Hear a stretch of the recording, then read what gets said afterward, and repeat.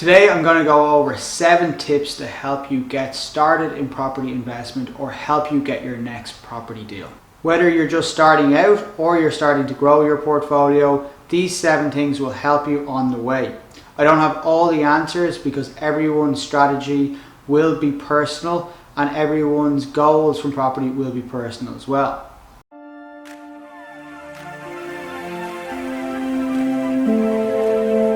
My name is Shane Fleming, the owner of Fleming Real Estate based here in Dublin. I've over 16 years experience advising a range of clients from private investors to international brands. I started this channel to share my insight on what it's like to work and invest in real estate. It's just a general overview. I'm not providing any formal advice, it's just an insight into the world of real estate. Before I actually outline these 7 steps that you should be considering in your real estate investment journey, I want to actually announce something that I think could turn into a great project. Anyone that's been following my channel or following me on Instagram for a while now will know that I'm always happy to answer any questions if you DM me on Instagram. One person who has DM'd me quite a lot over the last few months is a girl called Hannah Lenihan. She is just a student, but she's very keen to get started early in her property flipping career or property investment career. I actually told Hannah that she needs to be creative in terms of finding some finance and some capital. I actually think we've come up with a really good idea here. So in helping Hannah to actually learn what it's like, we actually can help a lot of other people learn what it's like to be involved and invest in real estate as well. The idea would be to get a number of small investors involved who are interested in learning about property investment. Everyone comes in and everyone learns at the same rate.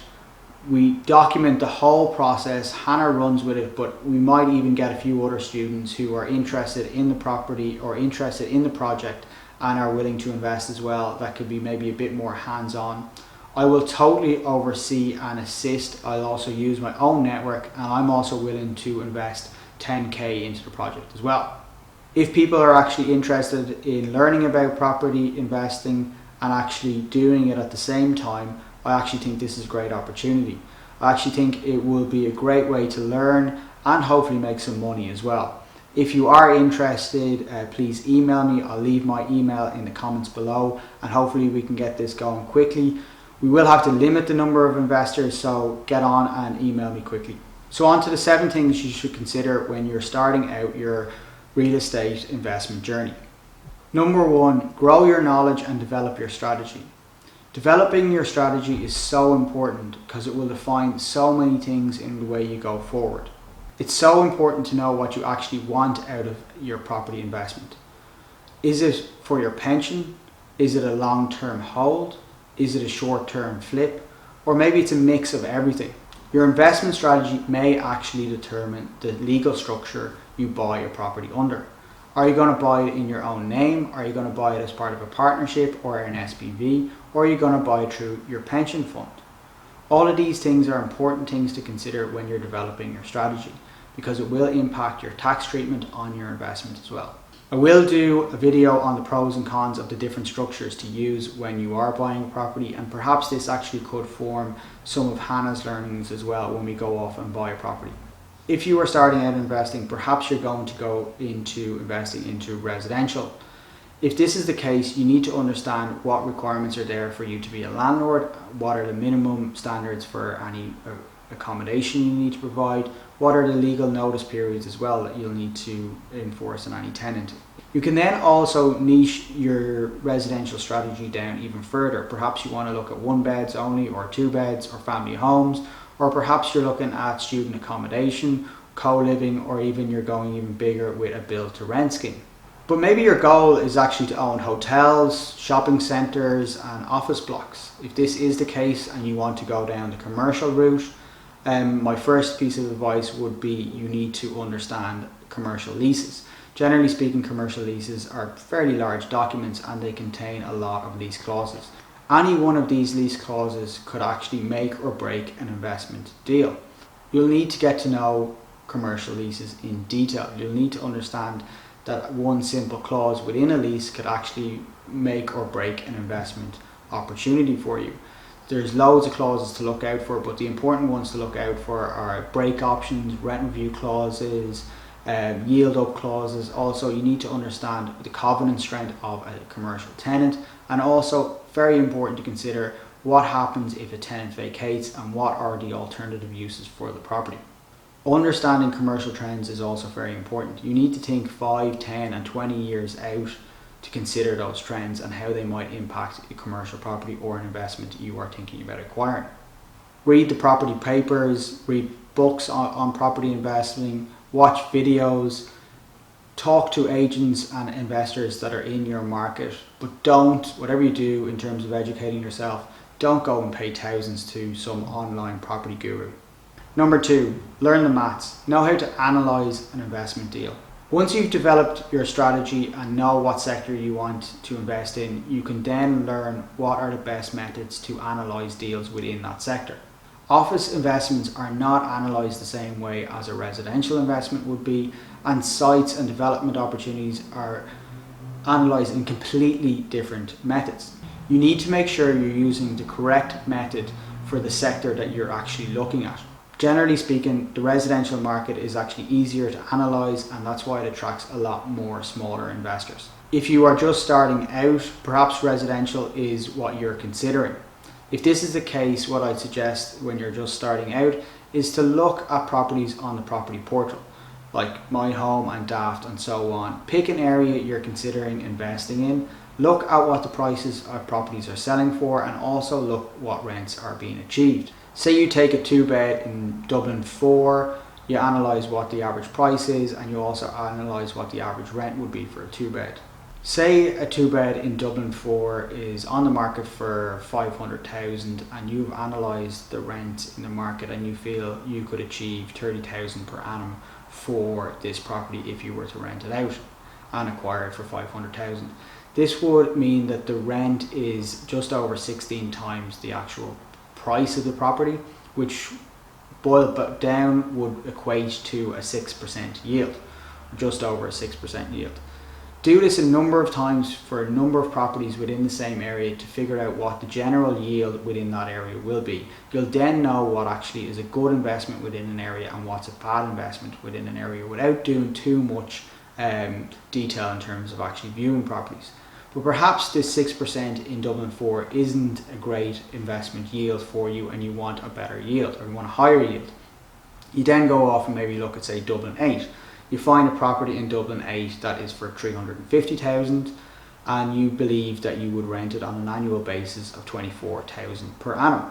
This would equate to a rent to property value of about 14 times the actual annual rent, just over 14 times the annual rent, and this would actually be about a 7% yield. Go ahead and do the same exercise again, look at a number of properties within the area to see if you are spotting any deals that are actually over 7%, maybe there's one there for 8% and you might think that's the good investment within that area. Continue to do this until you find an area you're comfortable that matches your investment strategy in terms of a yield point of view, and do it over and over again so you get comfortable what are actual good deals within that particular area. Remember always that actually, generally speaking, a higher yield means a higher risk. So number 3 is start looking at the deals in more detail. Say you found the property and it looks like it's going to achieve a good yield from a gross point of view, then you now need to look at it from a net point of view. Take all your costs that are going to be associated with running or managing the property on a yearly basis to work out what your net yield would be. You also then need to think about your ability to pay back any loan on the property. I have a good investment spreadsheet calculator that can help with this analysis. If you want me to email it to you, just like this video, leave a comment and subscribe to the channel and drop me an email and I'll send you that spreadsheet straight over to you. Number 4 is build a team. This is actually one of the most important things you can do in your investment career, is build a good team around you. I'm not talking about employing people, I'm actually talking about building a good network of consultants around you. From solicitors to architects to contractors to agents. Build a good team around you can actually be one of the best assets that you will actually have. They can save you money in terms of making sure you don't go into a bad deal. They can actually drive leads to you if they know what you're looking for, and they can also make sure they save you money by suggesting ideas in terms of when you're developing or refurbing a property. I'll say it again because I actually really do believe this, but a good team around you can be actually one of your most important assets that you can develop. But also don't forget that it can take years to build up a reputation and seconds to pull one down. So you don't want to get known as someone who either pulls out of deals, is slow to complete, or price chips, or is late to pay fees, because generally speaking the property market is a small enough sector and people will get to know you and know not to deal with you. Number 5 is get pre-approved for finance. This is one that a lot of people struggle with, and it's not that easy, but basically what I would suggest is go to your lender or go to your bank and ask them what are their requirements for lending on investment properties. Where can you provide information to them that will help you get your loan? So therefore ask them for their criteria, ask them for their checklist, go out and get that off them. Understand what interest rates will actually be applied to certain loans as well. Understand the loan to value ratios too that they're willing to offer on investment properties. Generally speaking, most lenders will only provide 70% loan to value, and also some lenders may actually be looking for investors to own their own home if they're looking to put an investment in their own name. But it is so important you get out there and talk to them, get to know what their lending requirements are. Getting finance can actually be one of the hardest tasks in property investment, but it's something you have to wrap your head around. You have to know how interest rates or loan to value ratios can actually impact the profitability of your investment. No money down deals or property sourcing may be possible in the US or the UK, but they're not really possible here in Ireland given how long it actually takes to acquire property and our legal structures that we have here. Also, deal sourcing is generally not really allowed here in Ireland because you're meant to be a licensed agent when you are buying property on someone else's behalf. Number 6 is to start analysing deals based on your pre-approved finance and your budget. This is basically a repeat of step 2 and 3, but you're going into much more detail when you're analysing each deal because you're now applying an interest rate that you know you have and you know you've locked in. Number 7 is to start making offers on properties that match your investment strategy and budget. Know what your maximum bid is before you put any bid on. Do the maths before you actually put any bid on any property. Never get emotional about any property or any bid. This is where I actually see so many people go wrong in terms of property investing or even when they're buying their first home. Even if you get outbid on a property that you really liked, remember that that's not a loss. That is just basically means that that property was the wrong property and it didn't fit into your investment strategy. You may actually have to bid on 10 plus properties before you even secure your first. So they are the 7 steps I think you should consider when you're starting out on your real estate investment career.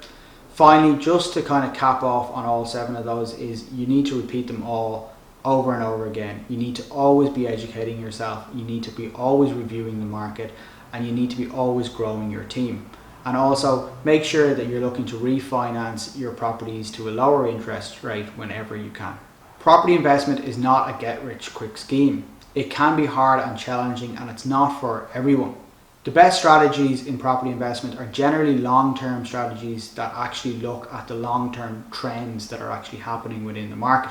Property investment can be very rewarding, don't get me wrong, it can be extremely rewarding if done right, but it can be also very risky if you over leverage. If you have any questions on this video or anything that I've raised within this video, put them in the comments below. Please feel free to ask. Also, please feel free to reach out on Instagram as well. And as always, thanks for watching, and don't forget to hit that like button and subscribe to the channel. So far, only about 15% of you are subscribing, so go on, hit that subscribe button.